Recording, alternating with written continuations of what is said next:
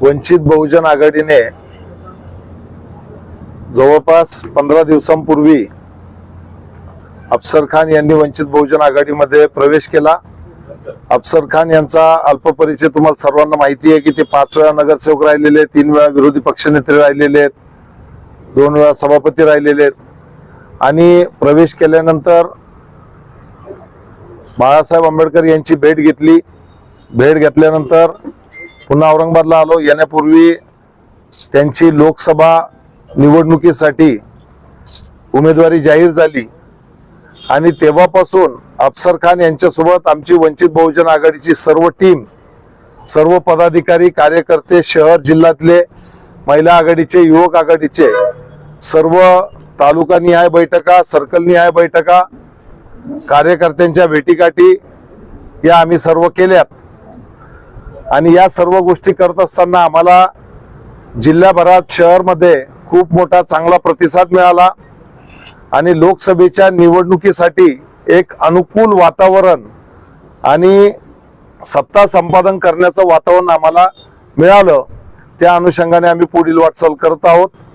पत्रकार परिषद घेण्याचं कारण सद्यस्थितीमध्ये पत्रकारांमध्ये आणि ज्यांना भीती आमच्या उमेदवाराची त्यांच्यामध्ये सावळा गोंधळ निर्माण झाला आहे की ज्यामध्ये त्यांना असं वाटतं की उमेदवार देणार की नाही देणार, पाठिंबा देणार का, या सर्व गोष्टी निरर्थक गोष्टी ज्या आहेत त्या आम्हाला मीडियाच्या माध्यमातून पाहायला मिळाल्या।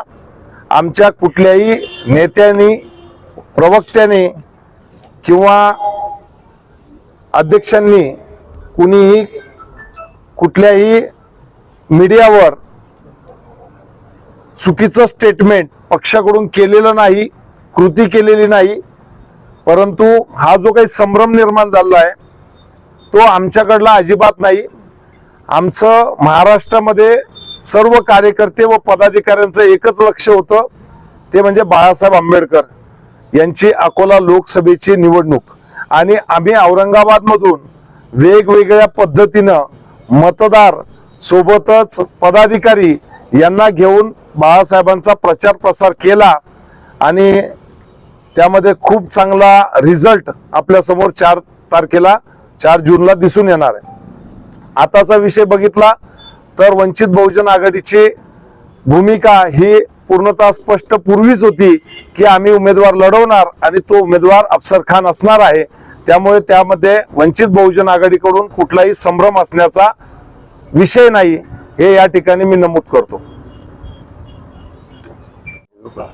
एबी फॉर्म बाबत अफसर खान आणि बाळासाहेब या दोघांमध्ये विषय होता आणि त्यामध्ये बाळासाहेब स्वतः त्याची स्वाक्षरी असते आणि उमेदवार हा बाळासाहेबांनी सुनिश्चित केलेला आहे। तर एबी फॉर्म बाबत ज्या भूमिका होत्या त्यामध्ये जिल्ह्याच्या, विभागाच्या किंवा राज्याच्या कुठल्याही प्रतिनिधीचा कुठलाही हस्तक्षेप नव्हता।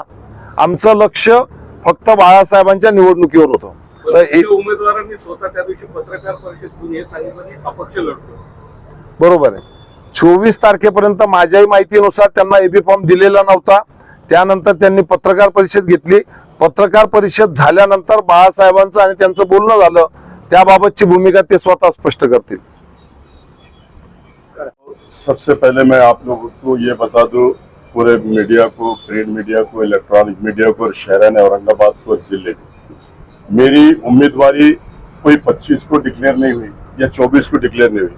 मेरी उम्मीदवारी डिक्लेयर होके 20 दिन हो गए और 20 दिन होने के बाद हमने पूरे तालुके घूमे, पूरा जिला घूमा, हम लोग शहर घूमे और हमको बहुत अच्छा प्रतिसाद मिल रहा था। लेकिन बी फॉर्म इसलिए नहीं आया कि मैं बाला साहब इलेक्शन लड़ रहे, सब लोग बिजी थे और बी फॉर्म 10 दिन पहले देना या 20 दिन पहले देना, ऐसा कोई भी पक्ष की भूमिका नहीं रहती है।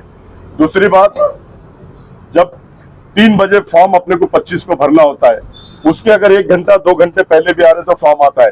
लेकिन 24 को मेरे को फॉर्म नहीं आया था, इसलिए मैंने अपनी भूमिका, मैंने वंचित बहुजन आघाड़ी का भी फॉर्म भर के रखा था और अपक्ष का भी फॉर्म रखा था भर के। तो मुझे जब पता चला तो मैंने प्रेस को इसलिए बुलाया कि अभी तक मुझे एबी फॉर्म नहीं आया। मैंने ये स्पष्ट भूमिका की, मैंने ये नहीं बोला कि मैं वंचित बहुजन आघाड़ी से नहीं लड़ रहा हूं। मैं अपक्ष की भी मेरी तैयारी थी, मुझे लड़ना निश्चित था, इसलिए मैंने अपनी भूमिका पत्रकार के माध्यम से पूरे जिले को, शहर को बताया।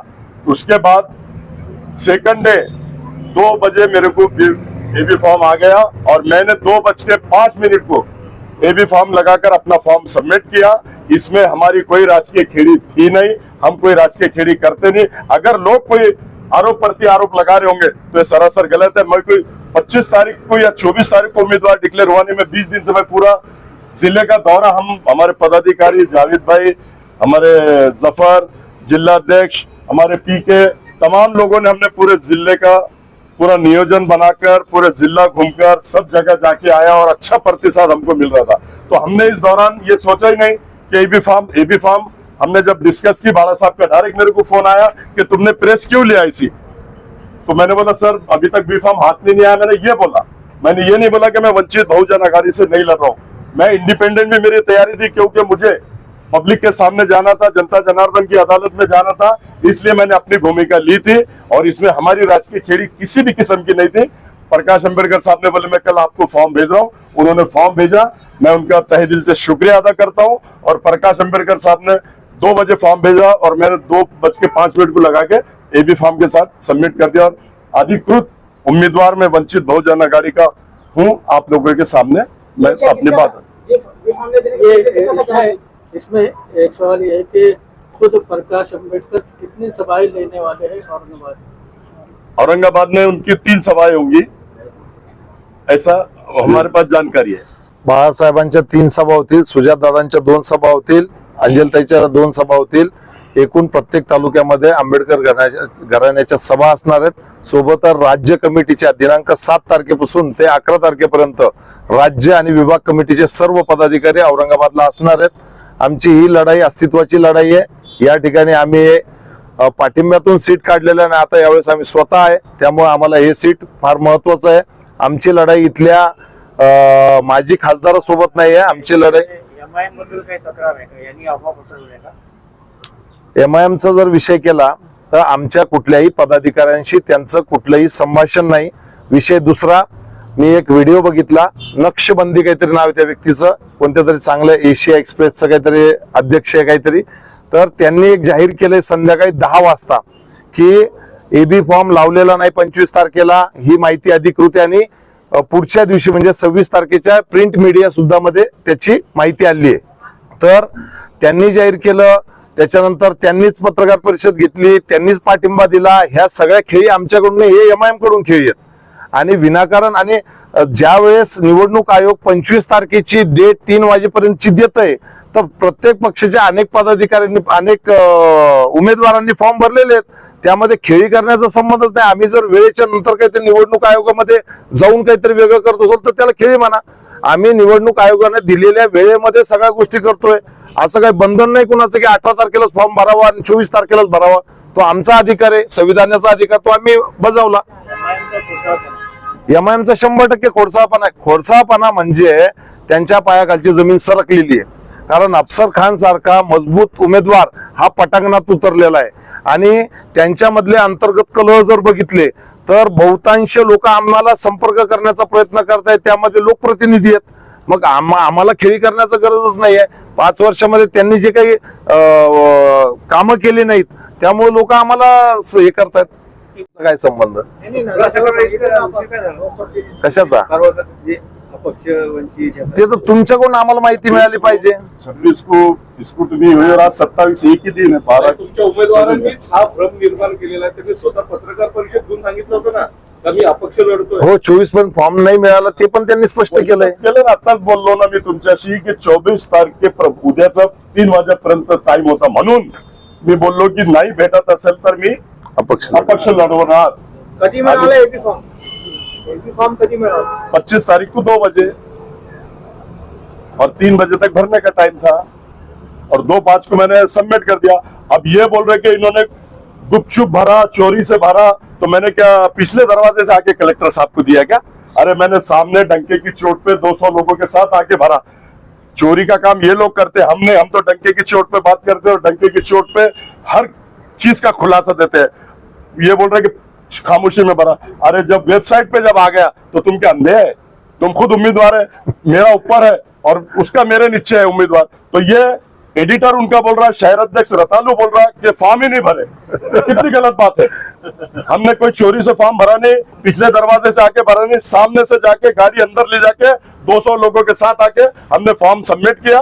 और इनको डर है, इसलिए इस तरह की बातें कर रहे हैं, इस तरह का इल्जाम लगा रहे। और उनकी खेड़ी उन्होंने खुद होकर पाटिंबा बाड़ा साहब को डिक्लेयर किया, उन्होंने खुद आनंद अम्बेडकर साहब को डिक्लेयर किया। हम बाड़ा साहब ने ना पाटिंबा मंगा, ना आनंद अम्बेडकर साहब ने पाटिंबा मंगा, ये खुद पाटिंबा दे रहे, क्योंकि इनको मालूम है कि ये पहले वंचित के वजह से चुनकर आए थे, अब वो चुनकर नहीं आ सकते बोल के मतलब हम इनको पाटिंबा दे रहे। अरे तुमको मांगा कौन? जब तुमको 19 में पाटिंबा दिए थे, 19 में तुमने पाटिंबा लेने के बाद खासदार चुनकर आ गए और असद अवैसी ऐसा गोद में उठा के बोल रहे कि हमारे बड़े भाई है, हम इनको सीएम देखना चाहते, सीएम के रूप में देखना चाहते, महाराष्ट्र के सीएम बनाना चाहते। 4 महीने के बाद जब उनका वक्त आया सीएम बनने का या 50 सीट आने का या 25 सीट आने का, तो तुमने 50 खोके लेके युति तोड़ डाली। प्रकाश अंबेडकर साहब के साथ आपने गलत किया, मुस्लिम समाज के साथ गलत किया, दलित समाज के साथ गलत किया। ये तुम्हारी भूमिका है। हमारी भूमिका प्रकाश अंबेडकर साहब की स्पष्ट है, हमारी स्पष्ट है, हमारे पूरे जिला अध्यक्ष, शहर अध्यक्ष पूर्व की स्पष्ट भूमिका, और हम स्पष्ट भूमिका जनता के सामने रखते हैं और आपके माध्यम से जनता को हम पूरे जिले को बताना चाहते हैं कि हमारी राजकीय खेड़ी कोई नहीं थी। इनको कौन बोला शाहगंज में? खुद होकर बोलो कि हम वहां पार्टी दे रहे। अरे हमने अगर बाड़ा साहब ने अगर बोला कि हम पार्टी दे रहे, एक लाइन का कहीं उनका स्टेटमेंट बताओ, या कोई पेपर में 2 लाइन की बात नहीं आई हुई बताओ। उन्होंने ये कभी कहा नहीं। उन्होंने, आपने उनके नेशनल चैनल पे आपने सुना होगा कि औरंगजेब के शहर से, औरंगाबाद से दूसरी बार अगर कोई मुस्लिम जीतेगा तो वो अफसर खान होगा। जब वो इतना बड़ा स्टेटमेंट दे रहे तो इनको पार्टिंबा देने का या इनके साथ आने का कोई सवाल ही पैदा नहीं होता। वो देश के नेता है, महाराष्ट्र के नेता है और वो अपनी भूमिका पे स्पष्ट है और हम भी अपनी भूमिका पे स्पष्ट है, ऐसा हम कहते हैं। प्रकाश अम्बेडकर साहब को लेट क्यों हुआ? कहाँ लेट हुआ? 24 को शाम 25 का 2 बजे मेरे को फॉर्म दे दिया उन्होंने लेट हुए नहीं। फॉर्म भरने का 3 बजे तक टाइम है और उन्होंने खुद इलेक्शन लड़ रहे, वो खुद प्रचार में बिजी थे, उसके बावजूद भी, इतना बिजी होने के बावजूद भी उन्होंने ये भी फॉर्म मुझे भेजा थे ना। मेरी उनकी बात हुई ना, उन्होंने बोले मैं भेज रहा हूँ, तुम्हारा 3 बजे तक भरने का टाइम है, 2 बजे आपको फॉर्म आ जाएगा। भरोसा नहीं था, क्या प्रॉब्लम क्या? भरोसा उनको अपने आप पर भी है और उनके कैंडिडेट पे भी फुल भरोसा है। कैंडिडेट भी मजबूत है और वो भी मजबूत है। वो भी वहां से चुन कर आ रहे हैं अल्लाह के फजल करम से, और मैं भी यहाँ से चुन के आ रहा हूँ। ये स्पष्ट बोलता हूँ मैं आप लोगों को। आप अभी साथ में क्या कहेंगे इस बारे में? हो, मी सांगितलं 4 उमेदवार मराठा उमेदवार पक्षाकडे आले। त्यांचा तुम्हाला सपोर्ट राहणार आहे का? ते जे 4 तुमच्याकडे इच्छुक होते त्यांचा आता तुम्हाला सपोर्ट राहणार आहे असं प्रश्न? आता इम्तियाज जलील पण इच्छुक होते, त्यांचा सपोर्ट राहणार आहे का? नाही राहणार। सांगा त्यांना सपोर्ट देता का? ज्यांना लढायचं ते लढणार आहे। आता आमचं असं मत आहे सरळ की मागच्या पंचवार्षिकला आम्ही MIM ला पाठिंबा दिला होता, या पंचवार्षिकला त्यांनी यांना पाठिंबा द्यावा, अफसर खान यांना पाठिंबा द्यावा। मग आम्ही समजू की बाबा यांनी जे काही मतदान घेतले इथले माघार घ्यायला पाहिजे, क्योंकि पहले 5 साल दिए ना हमने उनको। त्यांचे कुठे उमेदवार लढले होते? कुठे उमेदवार लढले महाराष्ट्रात? कुठंच नाही। मग एक आम्ही 5 वर्ष तुम्ही केले, आता एक 5 वर्ष आम्हाला द्या, आणि त्या 5 वर्षात तुम्ही जेवढं काम नसेल केलं त्याच्या 10 पट आम्ही काम करून दाखवतो। जनताचा रोज जो आहे त्या उमेदवाराला अजिबात लाईक करत नाही, ते हिंदू असो किंवा मुस्लिम असो किंवा बौद्ध असो। म्हणजे जे काही सर्वसामान्य जनता आहे त्यांना जातीचं राजकारण नकोय, त्यांना विकासाचं राजकारण पाहिजे। आम्ही त्यांना पाठिंबा याच उद्देशावर दिला होता। वेल एज्युकेटेड आहे पण त्यांचं एज्युकेशन हे 0 आहे, हे या 5 वर्षात सापडलं। त्यांच्या जलील को कितना फटका बैठेगा? पूरा जलील को फटका बैठने का सवाल ही नहीं आता, रेस में भी नहीं है। फटका बैठने का क्या सवाल है? वो रेस में भी नहीं है। मैं स्पष्ट बोलता हूँ, रेस में आएगा कहां से? जब मुस्लिम समाज पूरा नाराज है, दलित समाज पूरा नाराज है, धनगर समाज पूरा नाराज है, ओबीसी समाज नाराज है, तो रेस में आएगा कैसे हो? तुमची टक्कर महाविकास आघाडी सोबत आहे का महायुती सोबत? देखो मेरी टक्कर सीधा संदीप पाल घुमरे से है। मैं स्पष्ट बोलता हूं कि हम दोनों में लड़ाई होगी और दोनों में से जो भी जीतेगा वो हम दोनों में टक्कर है और ये तीसरे और चौथे नंबर पे रहेंगे। मैं स्पष्ट आप लोगों को बता दूं, क्योंकि मेरा जो सर्वे है, मैं जो पूरे तालुके घूम रहा हूँ, पूरा जिला घूम रहा हूँ, इन्होंने काम तो छोड़ो, ये तो गया ही नहीं किसी के पास, शुक्रिया अदा करने को भी नहीं गया। ऐसे चारों तालुके से और पूरे जिले से बातें आ रही है। और चंद्रकांत खैरे 20 साल थे, उन्होंने क्या किया? उन्होंने भी कुछ नहीं किया। 25 साल में पूरा जिला और शहर पूरा हमारा पूरा वंचित है, कोई काम हुआ नहीं, सब लोग सुविधा से वंचित है, ऐसा मैं कहता हूं। और सब लोगों का यह बोलना है कि वो शुक्रिया अदा करने को तक नहीं आया तो काम तो बहुत दूर की बात रही। तो इस बेस पे सारे तालुके के लोग, सारे जिले के लोग ये बोल रहे हैं कि वंचित बहुजन अघाड़ी अफसर खान एक मजबूत कैंडिडेट है और वो सबको, समाज को साथ में लेके चलता है, शहर में इतना विकास करता है, तो अब पूरे तालुकों का भी विकास करेगा। तालुकों की समस्या लोगों ने मुझे बताई है कि सबसे ज्यादा पानी की समस्या है, लाइट की समस्या है, स्कूल की समस्या है। एक टीचर 5-5 क्लासों को पढ़ाती है। अरे तो तुम 25 साल से, तुम 20 साल से तुम खासदार है, 5 साल से तुम खासदार है, तुमने किया क्या? कुछ भी नहीं, तुम्हारा वक्त शून्य है, शून्य वक्त है तुम्हारा। ये सारे जिला और सारे तालुके और सारा शहर ये बोल रहा है। तो इसलिए मैं समझता हूँ कि सारे लोग हमारे साथ है और जीत अल्लाह के फजल करम से हमारी होंगी, ऐसा मैं कहता हूँ। निवडून आल्यानंतर कोणाला पाठिंबा देणार? मैं सब पदाधिकारी अमित भोईगढ़ नहीं, पत्रकार परिषद क्या होती है? अमित भोईगढ़ इंतजार के साथ है। मेरे को पता नहीं, वो जिला सदस्य अरे उसके साथ मुसलमान नहीं है तो अमित भुईगढ़ क्या जाएंगे? 70% मुस्लिम नहीं है उसके साथ, तो अमित भुईगढ़ क्या जाएंगे? अमित भुईगढ़ एकदम पक्के सिपाही है प्रकाश अंबेडकर साहब के, वो इधर उधर हलने वाले नहीं। आज के पत्रकार परिषद क्यों नहीं फिर? वो बाहर गए, वो अकोला से बाहर गए हुए ना, यहाँ नहीं है ना।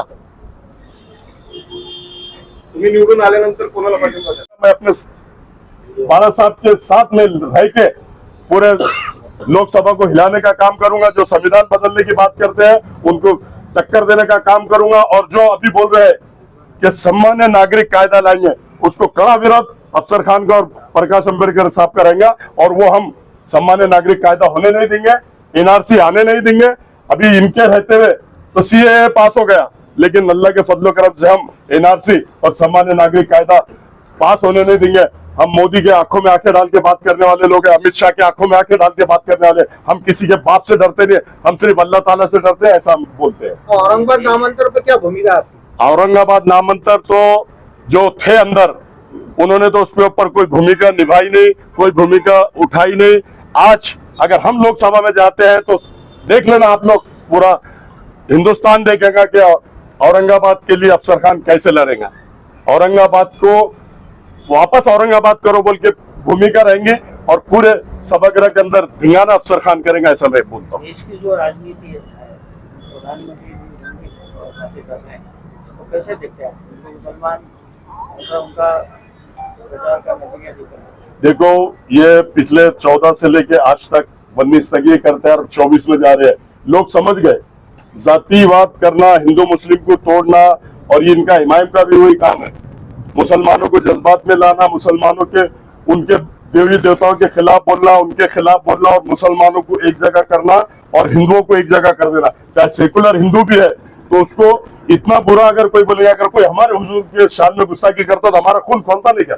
तो वो अगर उनके भगवान के बारे में बोलेंगे, उनको सुपारी इस टाइप की दी जाती है कि सारे हिंदुओं को एक जगह कर दो और मुसलमान को एक जगह कर दो। लेकिन अब हिंदू भी समझ गया है, मुसलमान भी समझ गया, इनकी बातों में और इनके झकोले में आने वाला नहीं। ये झूठे और मक्कार है, मेरा स्पष्ट बोलना है। सर, वंचित से आप लड़ रहे हैं, ताकत से औरंगाबाद जिले में लड़ने वाले किन वादों के साथ में आ रहे हैं आप औरंगाबाद? अरे बाबा, मैंने अभी आपको बोल दिया कि ग्रामीण में क्या काम है, नहीं हुआ, शहर में क्या काम नहीं हुआ।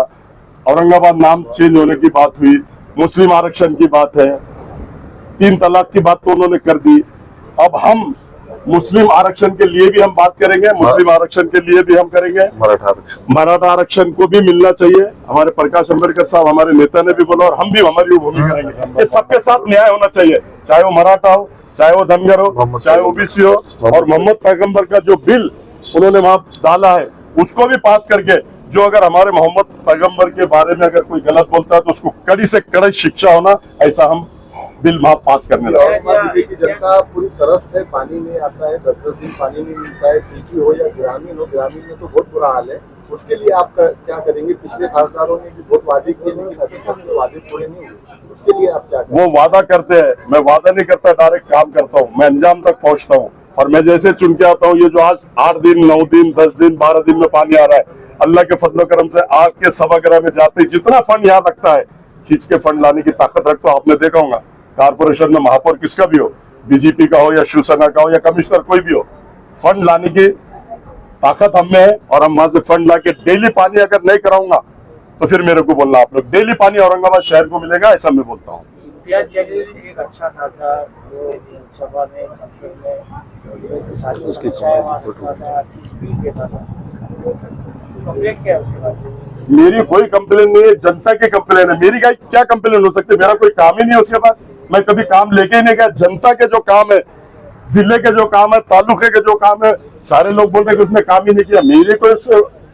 मेरी पर्सनल कुछ भी नहीं है। अगर वो काम नहीं करेगा तो जनता उसको उसकी जगह बताएगी, और अगर जो काम करता है जनता उसको चुन के देंगे, ऐसा हमारा स्पष्ट बोलना है। विराटपुरे में जो वाकया हुआ उसमें उसका अच्छा काफी रोल रहा है। क्या रोल रहा? जरा मुझे मालूम नहीं उसमें क्या ऐसा कौन सा रोल किया, बताएंगे आप तो मैं उसका जवाब दूंगा। अरे मंदिर में चुपके बोल रहे हो, वो अपनी जान बचाने के लिए मंदिर में जाके छुप के बैठे, और उन्होंने स्पष्ट कहा कि कोमिंग ऑपरेशन करो, कड़क कार्रवाई करो, तुमको बचाने के लिए कोई आएगा नहीं। उन्होंने ये शब्द वापरा और ये बोला कि सौरभ, ये हिंदू मुस्लिम का झगड़ा नहीं है, ये मुसलमान के बच्चों ने बटन के पिलर में आके पूरी पुलिस की गाड़ियां जलाई और पूरा पुलिस पे पथराव किया। ये इसका स्टेटमेंट है। मतलब ये मुसलमानों को नुकसान पहुंचाने के लिए चुन के आया। नौजवान बच्चों को जेल में ठोस दिया गया, 500 बच्चे जाएंगे बोल रहा था, लेकिन हमारे आरिफ नसीम साहब आए, हमने सबने जाके सीपी को मिला और 100 के अंदर स्टॉप हुआ और पूरे बच्चों को छुड़ाने का काम हमने किया, ऐसा हम बोलते हैं। इम्तियाज जलील हर साल जो है तो आसपास मैदान में आके फेस्टिवल कराते हैं नशा मुक्ति अभियान के रूप में। अगर आप खासदार बनते तो आप भी ऐसे नौजवानों के लिए फेस्टिवल कराएंगे? देखो, वो फेस्टिवल जो कराता, वो फेस्टिवल बच्चों से, मैं अगर बनता है तो जो 5 लाख फीस लेता है, 3 लाख फीस लेता है, अफसर खान नौजवान बच्चे के लिए सब फ्री करेगा। खेलो, जान बनाओ। और अगर वो ऐसा बोल रहे हैं कि जितने भी गाड़ियां ठेले लगते 25,000 20,000 15,000 लेते, मैं सबको फ्री में दूंगा, ये मेरा बोलना है। अक्सर जो उम्मीदवार प्रतिज्ञा पत्र में प्रॉपर्टी लिखते हैं, हाँ, वो सही नहीं रहता। नहीं रहता। इम्तियाज जलील की कितनी प्रॉपर्टी है? पहले जब आया था आमदार के लिए तो 3,000 थे उसके पास, अब करोड़ों में चला गया, अब करोड़ों में चला गया। खासदार बनने के बाद में जितना था उससे डबल दुगनी बता रहा, वो तो बता रहा दुगनी, लेकिन है उसके पास में 100%। क्या है क्या है वो हमको सब मालूम है। बेनामी प्रॉपर्टी कितनी? बेनामी तो बहुत लिया उसने, सबके नाम पे। लंदन में लिया, दुबई में लिया, बॉम्बे में लिया, पूना में लिया, नासिक में लिया, औरंगाबाद में लिया। केंद्रीय नियोजन समिति सदस्य हो गए।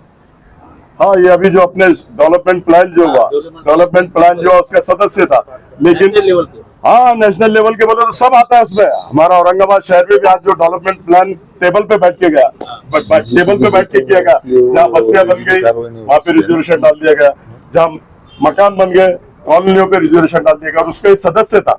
इसके लिए उसने आवाज उठाया नहीं, क्योंकि टेबल के नीचे से आ गया ना, इसलिए वो गरीब कहीं भी जाए, बस्ती टूटे, रास्ता बने, उसको कोई लेना देना। वक्फ बोर्ड की जमीन के लिए क्या करने वाले हैं? वक्फ बोर्ड की जमीन, जमीनात जो है हाँ, संरक्षण की, उसको बोर्ड की जगह जमीनों गरीबों का हक है।